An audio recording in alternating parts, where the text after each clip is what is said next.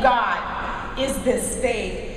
He invites us too to ask for more of it. I'm so thankful for that he says so graciously to us, if you don't have it in you, if it's not drummed up, if you're not feeling the love, ask for more and I'll fill you up with it. He also, though, then gives us the ability and the opportunities, oftentimes unexpected opportunities, to develop it into a faith that is passionate. And this matters in our very confused culture that we are in, with a ship of state that seems to be sinking in a very fast-moving, very volatile, tumultuous, end-of-era world that we are in. Faith is so important. It is so important that God says, hey, without it, you can't please me. So the reverse must be true then. The reverse must be true. When we choose passionate faith, it will bring delight to our Father then, and it can yield rewards and opportunities beyond our wildest dreams. Even in the midst of those very difficult, life-changing events that happen to all of us, we can cling to the truth that we'll get through it. He'll carry us through the fire, and again, I'm talking to some of you specifically out there. It will get better. Cling to it. For the record, in spite of what some of those politicians and some of those media fools say about clinging to things, we don't cling to our religion because we're bitter. We cling to our God because there's nothing better. And along those same lines, when we're accused of clinging bitterly to our guns, I say, you betcha, we're clinging to our guns too, because here in America, we have a Second Amendment right, and we're allowed to do just that. And maybe down here in the lower 48 states, you guys do things a little bit differently, but up there, way up north, well, what we do is I sit up there between Canada and Russia, and yes, you can see Russia from Alaska.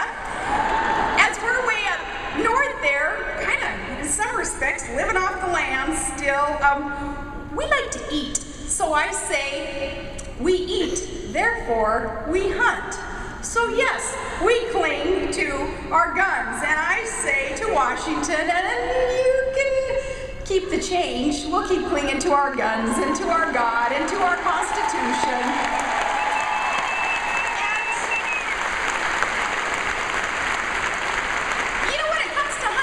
And that is a big part of our lives up there. I like to feed my kids organic food.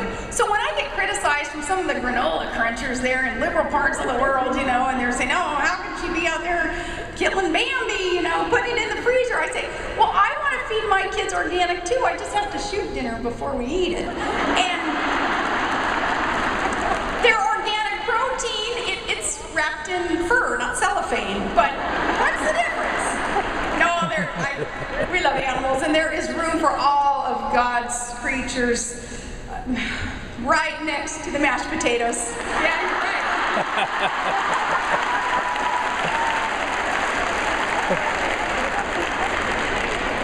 Gals, when you choose to walk by faith, don't think that your faith won't be tested, and don't think that you won't weaken sometimes or find that you have more questions than answers sometimes, but know that even in the midst of those tough times, those dry seasons, the anchor holds as we seek God's destiny.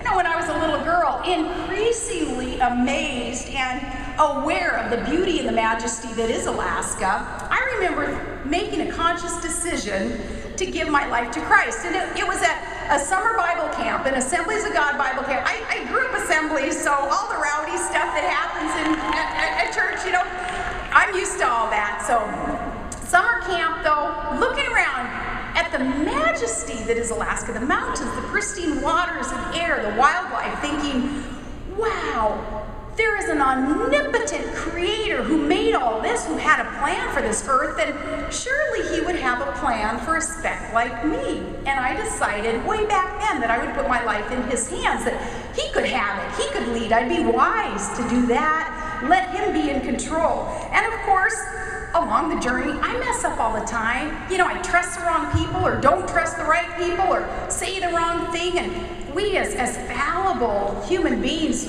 we mess up, but I know that I can have that confidence, that faith, that the path is there for me as I've given my life to Christ, as you too share that, knowing that He has a perfect plan for your life, ladies. He has a perfect plan.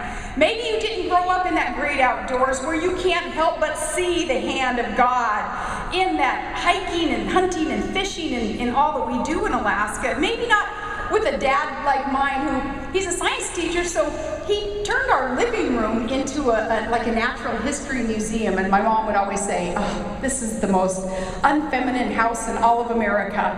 And when we've done a couple of documentaries, a couple of shows, and some reality show segments, and they show my mom and dad's house, my mom's always so embarrassed because there's critters all over the walls and creatures, but that's how we grew up, though. And truly, in a lifestyle like that, you do see the hand of God in His wonderful creation. Maybe you didn't grow up with parents like mine who were coaches, where they had us convinced that things like training for marathons was family time, and that was fun, and chopping wood to keep the house warm every night, chopping wood, stacking wood. Oh, that was part of every teenager's healthy and fun social life. That's what we were told to do for fun. Maybe you had a much more conventional upbringing, but maybe too your plan from this day forward, it doesn't include maybe being tapped to go on a wild media adventure that lands every one of those little made-up blips on the cover of a National Enquirer magazine. Or perhaps your opportunities will be different than trying your best to serve on a national ticket for a political party. But know that God has still a plan for you. He's called you to do something even more significant. See, there is no big plan or small plan. There is no better plan or worse plan for any of us. The best that any of us can ever hope to accomplish is the plan, and it is for your life individually. See, He knows best. He wants to give you His best, and it is with the right plan He's laid out for you, no matter how simple or impossible that it can seem. You must pursue what you've been called to do. You must answer the call. As I wrote in Going Rogue, book I wrote, I said you have to pursue it, and then you look for signposts along the way to tell you that you're on that right path. And there will be assurances that you are on that right path. The signs will be there. You find what you're really interested in doing, what yanks your crank, what can get you excited to get up in the morning and get going. You find that, and you have to know that God didn't put those desires in your heart to tease or frustrate you. He put those passions within you to give you direction, and He bridles those passions. When you're called to do what you're called to do, He's going to put fire in your belly to go accomplish it. And you can't be afraid of what others who don't have your best interests at heart, what they're going to say about it. They may accuse you of going rogue, like that's a bad thing. But so what? Those who have your best interests at heart will be there for you to encourage you along the way. I have faith that those around you that you're supposed to be surrounded with, God will speak to their heart too, to encourage you on the path.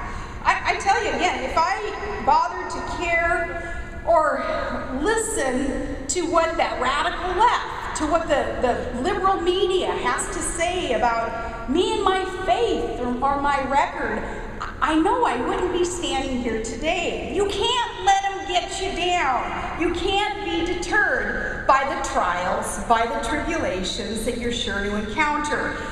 Those mean people, the mean people who just want you to sit down and shut up and not accomplish squat, you can't let them get you down. I read a good word from Victoria Bryson the other day. She said that the enemy, the naysayers, the critics, the haters, the enemy will try to use anyone or anything to cause you to drop your sword, to retreat. But realize it is only a ploy to keep you from stepping into the miraculous that God has for you. You must keep then forgiveness as a great weapon against the attacks. Okay, forgiveness is powerful, and it's a shield that will deflect many arrows. As Victoria wrote, see, the attack against you, it isn't about you. It's about the kingdom that you are a part of.